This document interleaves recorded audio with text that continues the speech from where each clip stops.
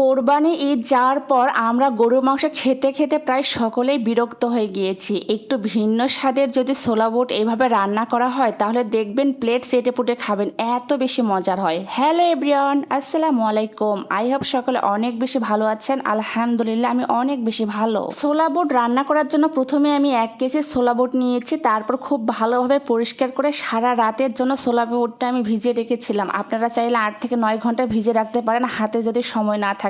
তারপর ছোলা বুটটাকে আমি খুব ভালোভাবে ভিজিয়ে রাখার পর ফুলে উঠেছি। এখানে পরিষ্কার করে আমি একটা প্রেসার কুকারের মধ্যে ঢেলে দিলাম।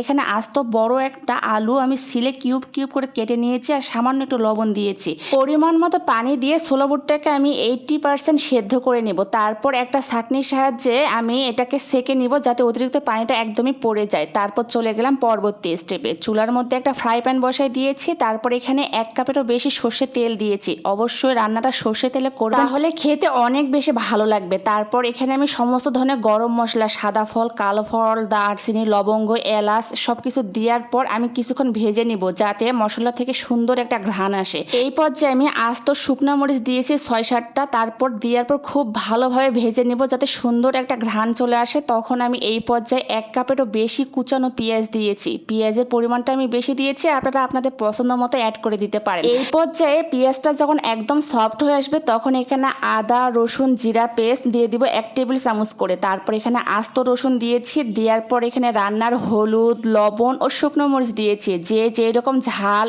ও লবণ খেতে পছন্দ করেন সেই হিসেবে অ্যাড করে দিতে পারেন।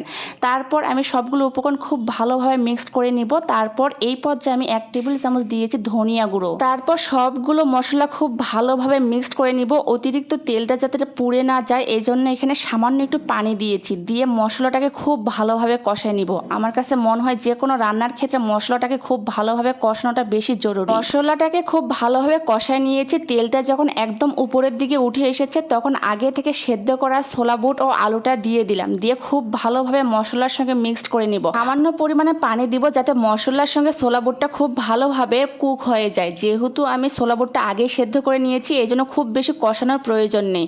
আগে থেকে গরুর মাংস রান্না করা ছিল, সেই মাংসটা আমি হাতের সাহায্যে খুব ঝুরা ঝুরা করে নিয়েছি। ঈদে তো সকলের বাসায় গরু মাংস আছে, এইভাবে একবার হলো ছোলা বুট রান্না করে দেখবেন। বাসার ছোট বড় গেস্ট সকলে আপনার এই রান্নার ফ্যান হয়ে যাবে, এত বেশি মজার হয়। আপনার থেকে রেসিপি জানতে চাইবে। তারপর এখানে আমি অল্প অল্প করে পানি দিয়েছি আর ছোলা বুটটাকে খুব ভালোভাবে কষায় নিয়েছি। তারপর আমি এখন ঝোলের জন্য পরিমাণ মতো পানি দিয়েছি আর উপরের দিক থেকে একটু কাঁচামরিচ দিব। শুকনা মরিচ, কাঁচামরিচ ও গুঁড়া মরিচের সংমিশ্রণে এই ছোলা বুটটা রান্না করে দেখবেন, এত বেশি মজার হয়। তারপর অতিরিক্ত পানিটা শুকিয়ে গেলে তৈরি হয়ে যাবে আমার পছন্দের ছোলা ভুনা। অবশ্যই ভালো লাগলে ভিডিওটা বেশি বেশি করে শেয়ার করে আমার পেজের পাশে থাকবেন। আল্লাহ হাফেজ।